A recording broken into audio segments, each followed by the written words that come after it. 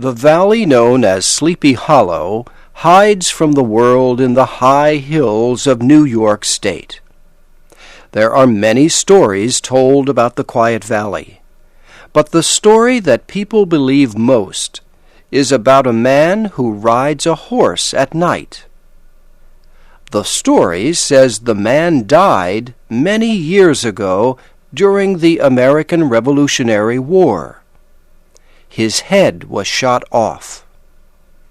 Every night he rises from his burial place, jumps on his horse, and rides through the valley looking for his lost head. Near Sleepy Hollow is a village called Tarrytown. It was settled many years ago by people from Holland. The village had a small school and one teacher named Ichabod Crane. Ichabod Crane was a good name for him because he looked like a tall bird, a crane. He was tall and thin like a crane. His shoulders were small, joining two long arms. His head was small, too, and flat on top. He had big ears, large, glassy green eyes, and a long nose.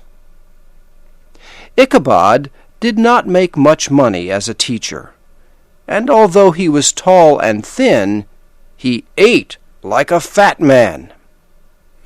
To help him pay for his food, he earned extra money teaching young people to sing. Every Sunday after church, Ichabod taught singing. Among the ladies Ichabod taught was one Katrina Van Tassel. She was the only daughter of a rich Dutch farmer. She was a girl in bloom, much like a round, red, rosy apple. Ichabod had a soft and foolish heart for the ladies, and soon found himself interested in Miss Van Tassel. Ichabod's eyes opened wide when he saw the riches of Katrina's farm. Miles of apple trees and wheat fields, and hundreds of fat farm animals. He saw himself as master of the Van Tassel farm, with Katrina as his wife. But there were many problems blocking the road to Katrina's heart. One was a strong young man named Brom Van Brunt. Brom was a hero to all the young ladies. His shoulders were big, his back was wide, and his hair was short and curly. He always won the horse races in Tarrytown and earned many prizes. Brom was never seen without a horse. Sometimes, late at night, Brom and his friends would rush through town shouting loudly from the backs of their horses.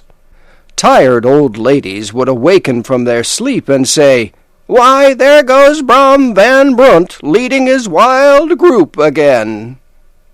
Such was the enemy Ichabod had to defeat for Katrina's heart.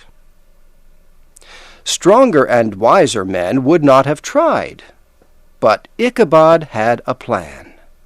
He could not fight his enemy in the open, so he did it silently and secretly. He made many visits to Katrina's farm and made her think he was helping her to sing better. Time passed, and the town people thought Ichabod was winning. Brom's horse was never seen at Katrina's house on Sunday nights anymore. One day in autumn, Ichabod was asked to come to a big party at the Van Tassel home. He dressed in his best clothes.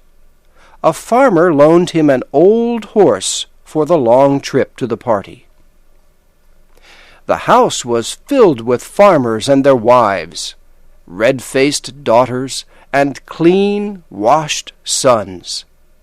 The tables were filled with different things to eat. Wine filled many glasses. Brom Van Brunt rode to the party on his fastest horse, called Daredevil. All the young ladies smiled happily when they saw him. Soon music filled the rooms, and everyone began to dance and sing. Ichabod was happy dancing with Katrina as Brom looked at them with a jealous heart. The night passed. The music stopped, and the young people sat together to tell stories about the Revolutionary War. Soon, stories about Sleepy Hollow were told. The most feared story was about the rider looking for his lost head. One farmer told how he raced the headless man on a horse. The farmer ran his horse faster and faster. The horseman followed over bush and stone until they came to the end of the valley. There, the headless horseman suddenly stopped. Gone were his clothes and his skin. All that was left was a man with white bones shining in the moonlight. The stories ended, and time came to leave the party. Ichabod seemed very happy until he said good night to Katrina. Was she ending their romance? He left feeling very sad. Had Katrina been seeing Ichabod just to make Brom van Brunt jealous so he would marry her? Well, Ichabod began his long ride home through the hills that surround Tarrytown. He had never felt so lonely in his life. He began to whistle as he came close to the tree where a man had been killed years ago by rebels. He thought he saw something white move in the tree. But no, it was only the moonlight shining and moving on the tree. Then he heard a noise. His body shook. He kicked his horse faster. The old horse tried to run, but almost fell in the river instead. Ichabod hit the horse again. The horse ran fast and then suddenly stopped, almost throwing Ichabod forward to the ground. There, in the dark woods, on the side of the river where the bushes grow low, stood an ugly thing, big and black. It did not move, but seemed ready to jump like a giant monster. Ichabod's hair stood straight up. It was too late to run, and in his fear he did the only thing he could. His shaking voice broke the silent valley. "Who are you?" The thing did not answer. Ichabod asked again. Still no answer. Ichabod's old horse began to move forward. The black thing began to move along the side of Ichabod's horse in the dark. Ichabod made his horse run faster. The black thing moved with them. Side by side they moved, slowly at first, and not a word was said. Ichabod felt his heart sink. Up a hill they moved above the shadow of the trees. For a moment the moon shone down, and to Ichabod's horror he saw it was a horse, and it had a rider. But the rider's head was not on his body. It was in front of the rider, resting on the horse. Ichabod kicked and hit his old horse with all his power.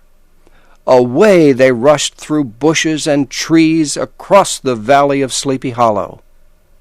Up ahead was the old church bridge where the headless horseman stops and returns to his burial place. "If only I can get there first, I am safe," thought Ichabod. He kicked his horse again.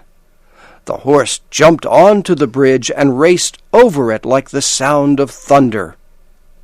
Ichabod looked back to see if the headless man had stopped.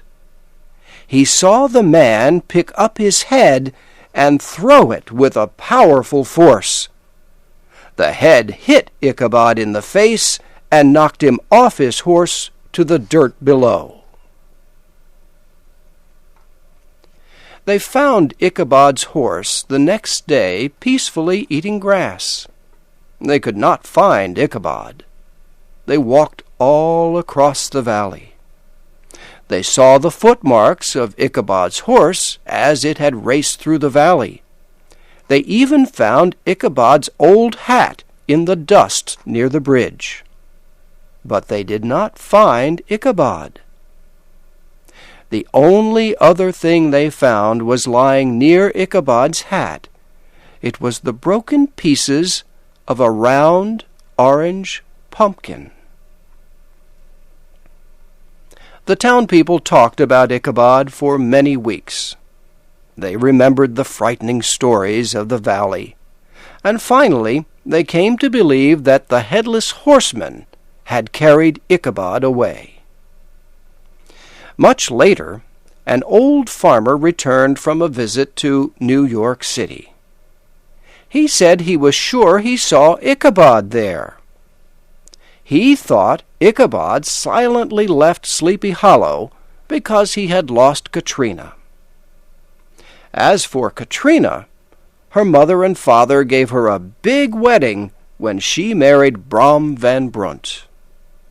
Many people who went to the wedding saw that Brom smiled whenever Ichabod's name was spoken, and they wondered why he laughed out loud when anyone talked about the broken orange pumpkin found lying near Ichabod's old dusty hat.